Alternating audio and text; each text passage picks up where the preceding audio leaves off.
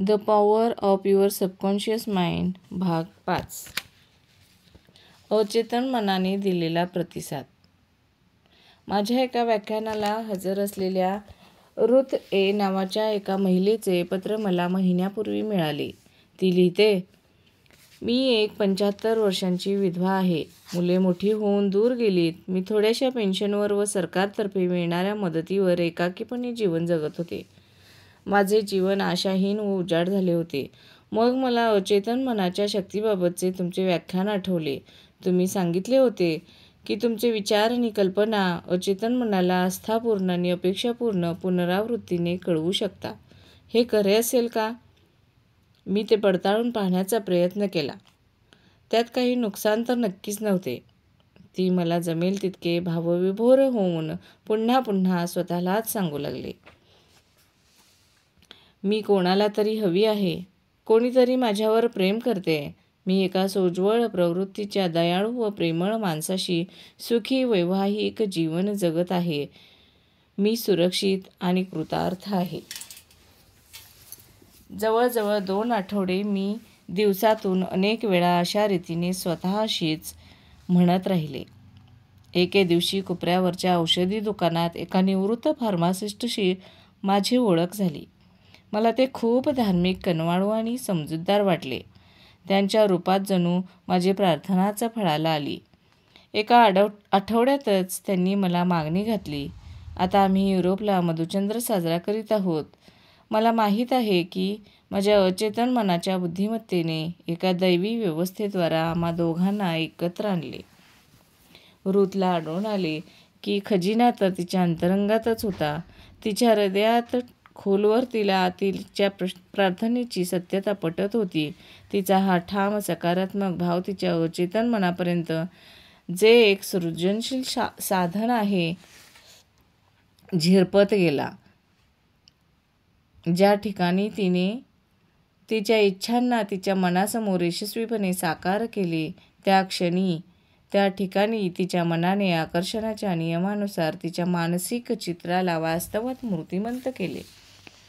खरे तर गहन शहाणपण व प्रगाढ बुद्धिमत्तेने भरलेल्या तिच्या अंतर्मनाने एका दैवी व्यवस्थेद्वारे तिला तिच्या नव्या पतीला एकत्र आणले. ज्या गोष्टी सत्य आहेत, ज्या गोष्टी प्रामाणिक आहेत, ज्या गोष्टी न्यायी आहेत, ज्या चांगल्या व पवित्र आहेत, जर जगात असे काही गुण असतील आणि त्यांची स्तुती करायची असेल, तर या गोष्टींचा विचार करणे अतिशय महत्त्वाचे आहे. काही लक्षात ठेवण्याजोग्या कल्पना. खजिना तुमच्या आत आहे. तुमच्या इच्छापूर्तीसाठी तुमच्या अंतरंगात पहा. सगळ्या युगातील महान मानवांचे रहस्य आणि त्यांच्या मनाच्या शक्तीशी संपर्क साधण्याची व तिला प्रवाहित करण्याची त्यांची कुवत, तुम्हीही अगदी तसेच करू शकता. तुमच्या सगळ्या समस्यांची उत्तरे तुमच्या मनाजवळ आहेत. जर झोपण्याच्या आधी तुमच्या मनाला सांगितले, मला सकाळी 6 वाजता उठायचे आहे, तर ते तुम्हाला नेमके त्यावेळी जागे करेल. तुमचे अचेतन मन तुमच्या शरीराचा निर्माणकर्ता आहे आणि ते तुमचा उपचार करू शकते.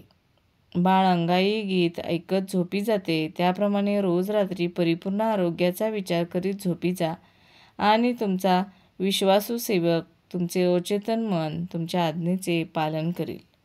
प्रत्येक विचार म्हणजे एक कारण आहे आणि प्रत्येक परिस्थिती म्हणजे एक परिणाम आहे.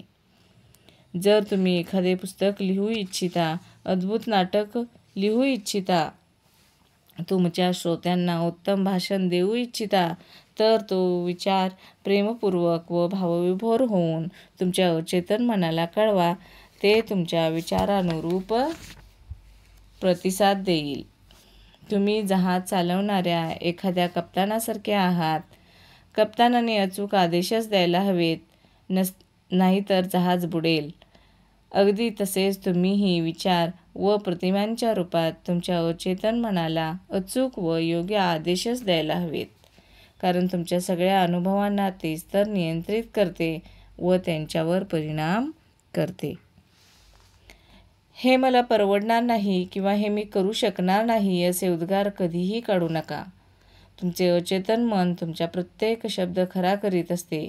तुमच्याजवळ ती वस्तू खरीदण्याजोगे पैसे असणार नाहीत किंवा तुम्ही जे करू इच्छिता ते करण्याची कुवत तुमच्याजवळ असणार नाही याची काळजी तुमचे अचेतन मन घेईल.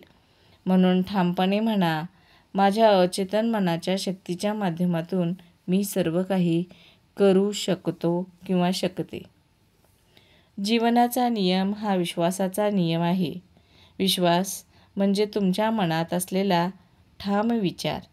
अशा कोणत्याही गोष्टीवर विश्वास ठेवू नका ज्या तुमच्यासाठी घातक किंवा हानिकारक असतात. तुम्हाला बरे वाटण्यासाठी, प्रेरित करण्यासाठी, ताकद देण्यासाठी आणि तुमच्या उन्नतीसाठी तुमच्या अचेतन मनाच्या शक्तीवर पूर्णपणे स्वतःचा विश्वास असू द्या. तुमचे विचार बदला, म्हणजेच तुमचे नशीब आपोआप बदलेल. ज्यांना आजचे वाचन आवडले असेल त्यांनी लाईक, शेअर आणि सबस्क्राईब जरूर करावे. धन्यवाद.